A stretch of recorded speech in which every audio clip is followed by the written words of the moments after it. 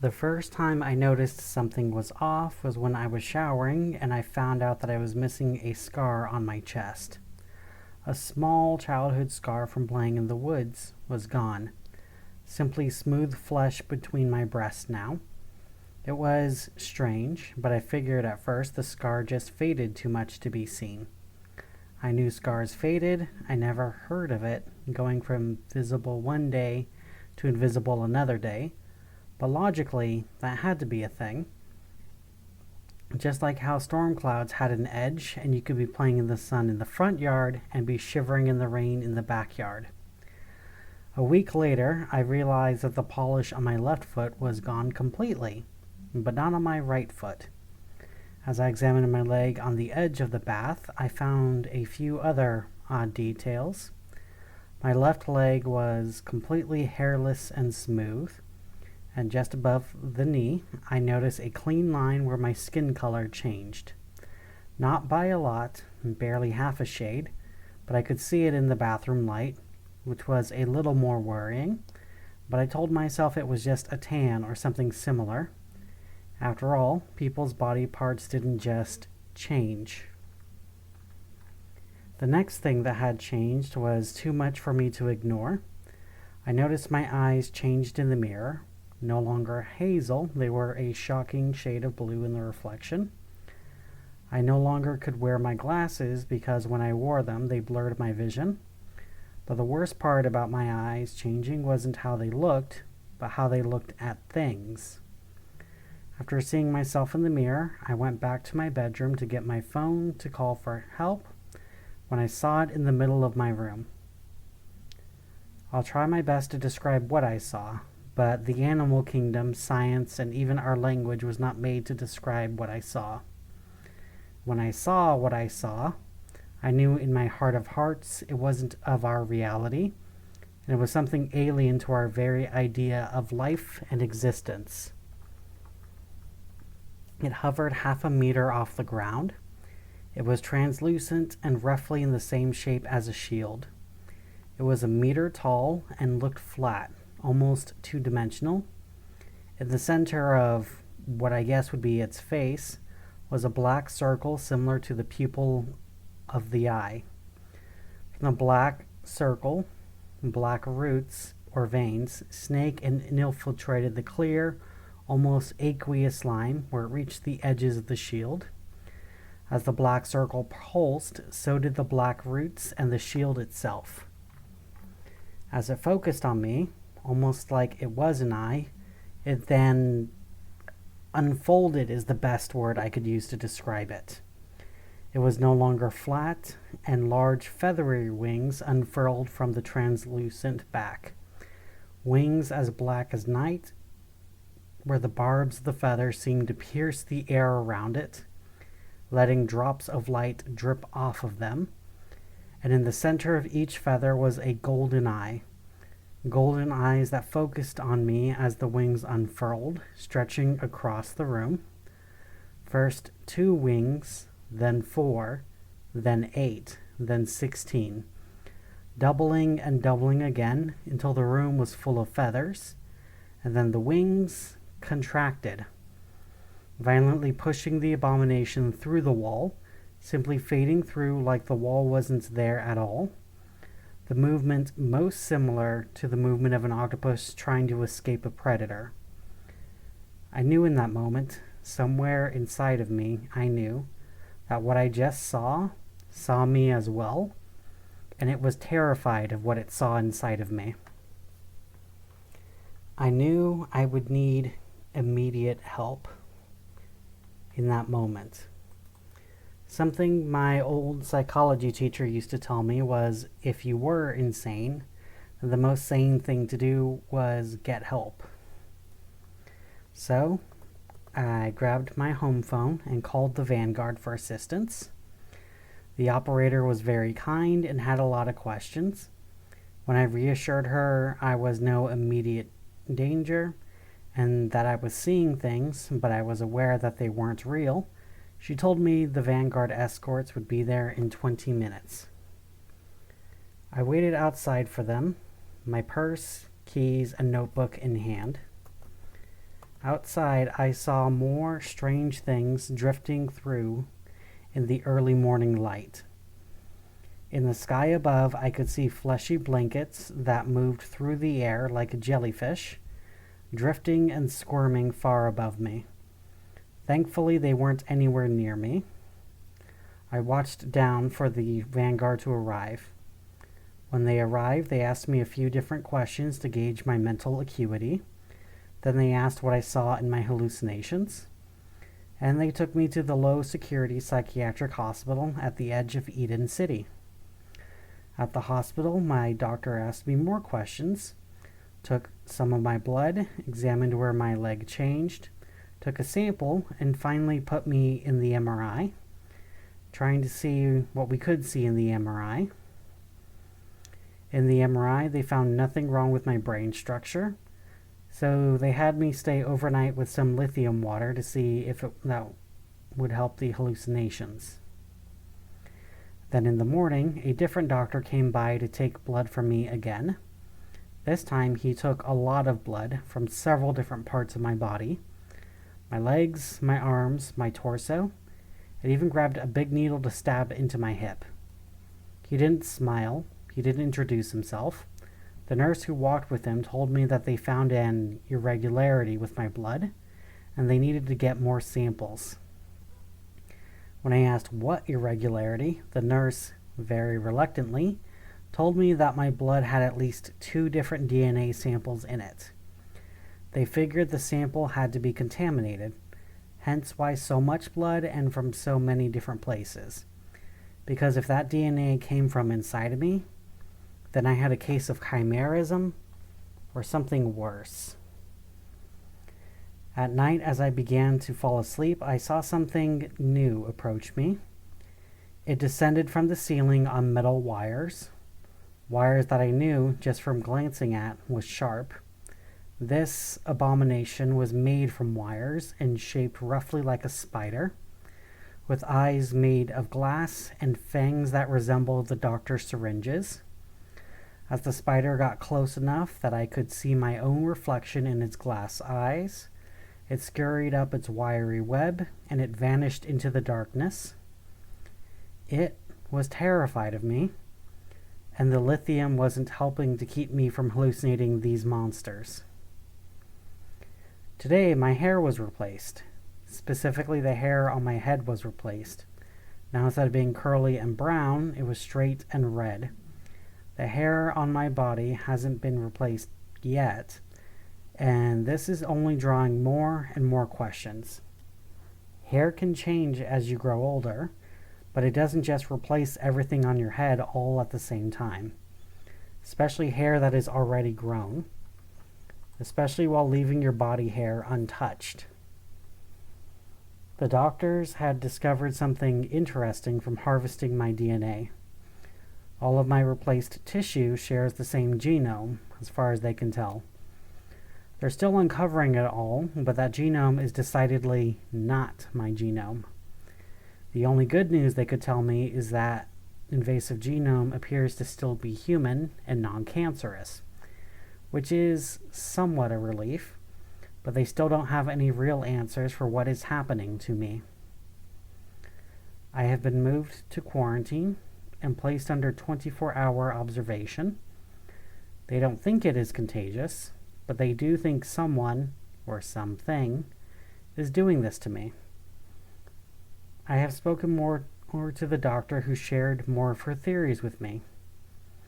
She won't share her name with me, but she clearly wants someone to talk to, and even sharing a few of these thoughts with her peers will get her laughed out of the room. Expression of more than one set of DNA in a body is apparently more common than most people think. Chimerism, the expression of 2 or more different genomes in a body, apparently occurs a lot in the animal kingdom and even in human beings. Sometimes during pregnancy, some of the fetus's DNA would enter the system of the pregnant parent, even through the placenta. Sometimes fraternal twins would merge during development, and more than one person's DNA would appear in a body. Apparently, it even created interesting cases, like one cases where a chimera woman wasn't genetically her own children's mother because the DNA in her eggs and uterus were different from the rest of her body. Theoretically, this also occurred with identical twins, but with identical DNA with identical twins, this made such chimerism impossible to prove. Other forms of chimerism could also be created through the mutation of individual cells, which would replicate and replace the function of other cells, tissues, or even organs. Usually this is cancerous, but extremely rarely it would be harmless or even beneficial to the patient. Apparently, this was even a working theory on why some people developed enigmatic powers later in their life. Their bodies had cells that mutated and would enhance the body that was already there. The rarest form of chimerism, and the one that is closest to my situation, is based on organ and body part transplants. There has been success in transferring organs from both human to human, animal to human, and even human to animal for decades now. It has its own range of difficulties. Medication to keep organs from being rejected by the immune system, genetic compatibility, and even structural compatibility were all important. Not to mention the fact that this process also required surgery. Hair replacement takes hours. Organ replacement does as well. And replacing whole limbs takes even longer. Even something simple like cornea replacement can take 45 minutes. And all of these surgeries require surgeons to work on them. Entire teams of people who would have to sneak into where I am, remove parts of myself, replace it, and to do it all without scarring me, and without being caught on camera, nor being seen by the doctors now watching me 24 hours a day. As for my hallucinations, the working theory they had was that some of the neurons in my brain were also getting replaced by the invading DNA. And as my brain starts to try and interpret information through both my own cells and the invasive cells, it was creating these monsters. That told them that, most likely, the invading cells were in my occipital lobe, which interprets visual information, and possibly my amygdala, which controlled my fear response, among other vital functions. Which isn't comforting, and it only raised more questions since surgery on those parts of my brain wouldn't escape notice. So, even though surgical chimerism is the closest to what is happening to my body, the how it works keeps my doctors up at night, having them watch me at all times, all while I stay up as late as I can. If I don't sleep, I don't lose anything. And when I do sleep, something about me changes. And it isn't always obvious from first glance what is wrong with me. After they began the 24-hour watch, the next day, visual examination of my body didn't show any differences in my body. Not until I tasted breakfast and nearly spat it out. The eggs and bacon tasted very different now. Not necessarily bad, but different than they did before. So they examined my tongue, and sure enough, the DNA in my tongue was different. With my tongue replaced, my sense of taste changed along with it.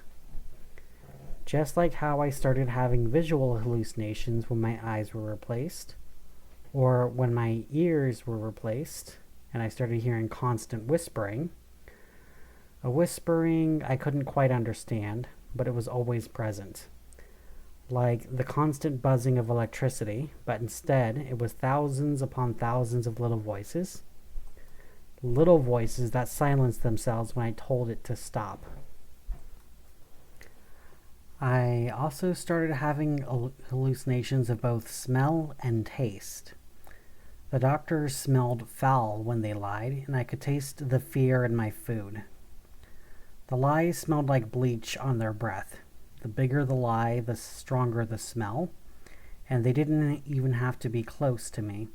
If I could hear their voice, I could smell the lie.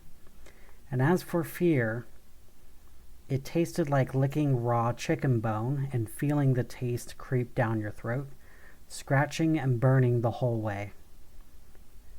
They boosted my lithium when I told them about these hallucinations. When my vocal cords change, so too did my voice. I used to have a hard time making myself heard, but with my new voice, when I spoke, people listened. They hung on my every word and only responded when I was done speaking. No more interruptions, no more ignoring me. It made me wonder if this is what it was like to be someone who couldn't be ignored.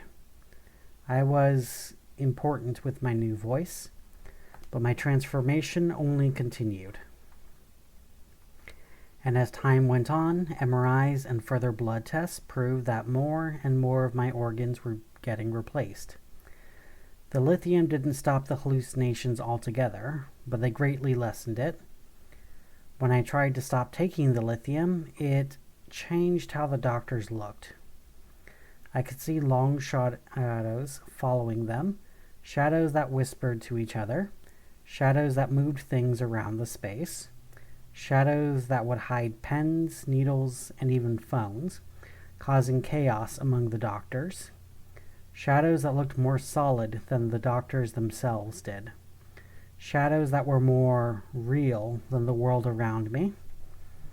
When I took the lithium, the shadows faded. But I did notice that things still kept being moved and kept being lost even when I was looking at them, just without the shadows being seen. And yet, there still was no answer on how my body parts were being replaced, piece by piece. And then there was a question of how long this would go on. There is an old Argivian thought experiment about replacing every board of a ship. The question was if every single board and piece of the ship was replaced, piece by piece, until no original pieces remained, if it was even the same ship anymore. It was a fun philosophy question, something you can share at parties to get people's opinions on it. It is a lot less fun when it's my body parts being replaced. All of my limbs have been replaced. My teeth have been replaced, so have my eyes and ears. Pretty much all of the skin on my body has been replaced, as well, with the exception of a small patch on my back that I don't expect to remain there for long. Basing it on my blood tests, all of my marrow has been replaced as well, since all of my tested blood now matches the new DNA. DNA testing on my organs shows that all of my tested organs have been replaced, except for my brain. Maybe there is something in my body that can't be replaced before my brain, but it is highly unlikely. The doctors have contacted someone in the MSU, and now my room is surrounded by experimental equipment meant to block out numerous esoteric and enigmatic forces. I don't know what it does, and judging by the way everyone is double and triple checking everything, they have no idea if it will keep what is replacing me from taking my brain. I've already stayed awake for 3 days, and even with my lithium as high as 2,000 milligrams, I am seeing more and more shadows. I am hearing more and more whispers. The shadows crowd around me, keeping me from seeing the doctors that are caring for me, and the whispers roar in my ears, drowning out all sounds of the world.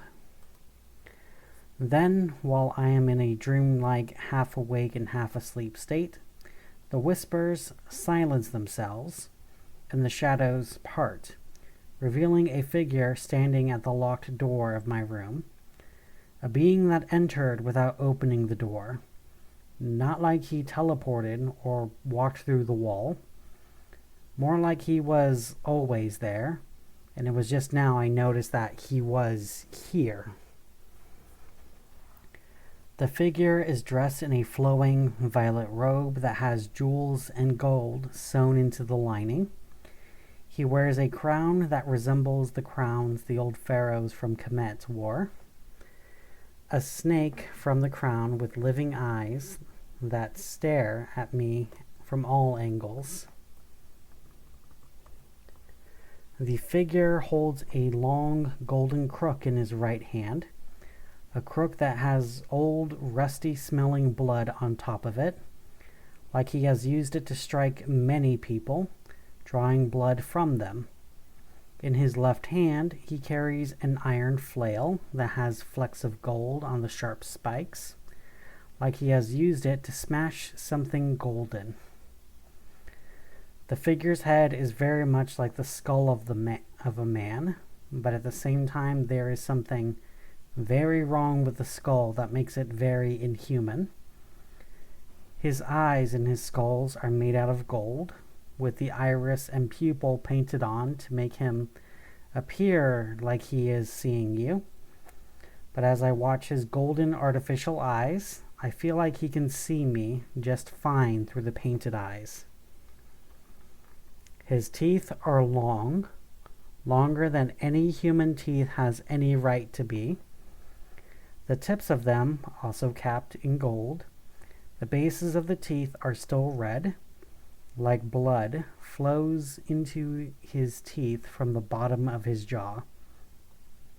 The same blood that drips from where his skeletal feet steps.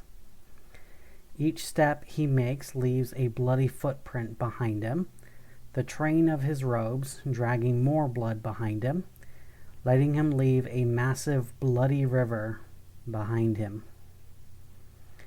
Beneath his robes, his torso squirms, squishes, and screams. Even without removing his robes, I get the feeling that whatever is in there is constantly moving. Although I don't know what can be there. In my imagination, I see an endless mass of tentacles. However, I also see a multitude of human arms squirming like leeches against his bony body. But my imagination also sees legions of skeletal soldiers, all minions in his name, all eager to serve, and all trapped in his clothes until he decides to release them. He approaches me, and I am paralyzed. Whether it is in fear or just the first phase of sleep, I do not know. Every step closer to me, I can feel my heart slow. I can feel my muscles relax and my throat closes. He steps like he is sleep eternal, but also that he has never had a dream in his existence. As he steps closer to me, his skeletal face mere centimeters from my face, a cold fog falls from his jaws, and as it enters my lungs, I begin to understand. The figure doesn't have a name, not like we understand names, just a meaning and a title. The Violet Pharaoh. That is what others call him, but he hasn't used a name for himself in so long that if he has ever had a name other than his title, he doesn't remember. As I feel his freezing phalanges dance up my arm, I feel him enter my mind. Apparently the Violet Pharaoh never needed me to be sleeping, he just needed me to be dreaming. As his breath enters my lungs more and more, it spreads across my body, and it searches for anything it needs to replace. As his breaths spread through my body, it causes the invading cells to overcome my own cells, causing cascades and evasions across my body. Cell by cell, I am replaced, each one replaced by something stronger, something better, something less myself, and something more him. As my neurons melt away, replaced by new ones, new memories fill my head. I was once a single cell inside of a body that was not my own. A body that was allowed to live a full life, while I hid inside of the heart of that body. But then the Violet Pharaoh found me and helped me grow and become who I was meant to be. I mean, what the invading cells were meant to be. My mind is growing lesser and lesser, and it's getting harder and harder to tell where I begin and where she ends. We were supposed to be twins, Thaumiel, twins of God, demigod children of the Violet Pharaoh, but something went wrong. We weren't two bodies, we were one body. One all too human, all too weak, all too pathetic. The other a drop of ink in the ocean. But now that drop of ink in the ocean was now taking up the entire ocean. The water in the sea was growing scarcer and scarcer, eventually forgotten entirely by the weight of the ink. I am not malicious. I am not angry. I don't even care for who I was before. She was blameless in all of this, but she couldn't continue to exist. She had served her purpose, kept my body strong, and even tried to save herself. I know she is afraid. I can feel her in the back of my mind, growing quieter, growing weaker, an echo of an echo, soon to be forgotten. Even though I bear her no ill will, I bear her no compassion nor empathy either. Maybe if we were two rather than one, I could have developed empathy for her. Maybe I could have grown alongside her. Instead, though, she got to live and grow while I had to hide and survive. And when it reached this point, she couldn't grow anymore. She couldn't live anymore. It was my turn to grow, and it was my turn to live. The last thoughts of what I once was fades away. I take my first breath as myself, and I open my eyes. Lifting a hand up to my father's cheekbones, I smile up to him, and even with no skin and no muscles, I know my father is smiling at me as well, as he fades away into the mist. His responsibilities as my father were done, and now it was my own responsibility to survive on my own. I would pursue my own glory and my own path. Such is the way of the Pharaoh's children. I try to sit up in my bed, only to find my arms and legs restrained. The people in the room are doctors no longer. They are soldiers, armed and armored, with guns aimed at me. The doctors behind the shatterproof glass looking at me. I can see their doubts surround them. Shadows that shift things around them. Shadows that sought to make themselves stronger by being both acknowledged and ignored. I can hear the whispers of what is leading to what might. Whispers that tell me more about those around me. Their names, titles, lives, purpose, and creeds are all known by me, and just as quickly forgotten. Useless, useless, useless. Pointless, petty things cared about humanity and treasured by humanity, but utterly useless to me. As pointless to me as an ant's hoard is to a human being. Still, with my arms and legs restrained, I have to cooperate with these petty beings. Let me go, I tell the people, and they hang on to every word I say. A gift from my father. One of the petty beings, Dr. Darla Garcia, spoke up and spoke through the intercom. Who are you? What are you? She asks. Finally, something actually interesting. A question about me, rather than meaningless questions like, am I going to die? Am I going to leave a world for my children? Or, why do I work in such a dangerous place? Humans are so self-centered. They rarely ask questions about beings as important as me. I am the same woman who was brought into this hospital. I am better than I was. I am as I was meant to be. The body I had before was sickly. It is no longer sickly. The last of the infection has been purged by my immune system. I thank you all for trying to care for me, but your services will no longer be required. But what are you? I am the same as you. I am a loved member of a loving and large family. I am a proud daughter of a powerful father. I am a curious student with a wise mentor. I will someday be the blushing bride of a handsome husband. I will someday be the mother to legions of children. Fine, if you are going to try to pull that, then we will have to ask an arch question. Does the black moon howl? I feel a twitch in my neck, and my smile twists into a frown. The answer dances in the back of my throat, but I push it down to instead ask her, is that an answer you are sure you want? As long as you have awareness and you understand the question, you are obligated to answer that.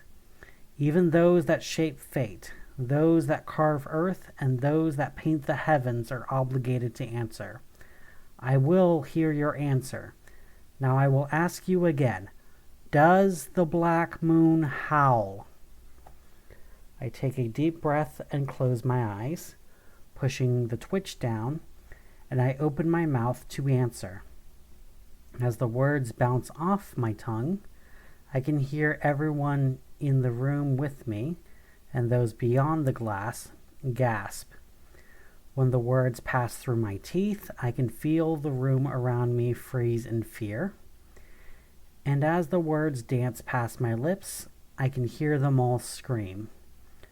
When the words bounce off the walls and back to me, the room is silent again. He howls after he pounces. With everyone dead, I simply force my way out of the restraints. It takes a few minutes, but my muscles are far stronger than they were before. Now, free, I stepped over the bodies of the guards. Their eyes full of blood, their mouths full of red bubbles. The answer too much for them to process without it killing them. I have no anger, no sadness, no joy, nor triumph as I stepped over the bodies in the room. They were just in my way, and I needed to step around them. I spared no more thought than you might put towards a crack in the sidewalk. Something you wanted to avoid, but if you did step on it, you just moved on without worrying about it. Then I make my way to the door to the quarantine room, a door marked with shatterproof one-way glass, showing me a reflection of myself like it is a mirror. Except there was something different about this reflection. Was it like this a moment ago? The reflection, it is what I used to be, which should not be possible. Not a single cell of who I was left in my body. Her memories were gone, her thoughts gone, even the structure of her brain was gone. All that should be left is me. And yet in the mirror I can see her, and worst of all, she could see me. Her face is twisted, her cheeks red, her eyes narrowed, and her mouth is opening and closing quickly like she is speaking. Her chest heaves, and her hands are in fists as she tries to speak to me through the mirror.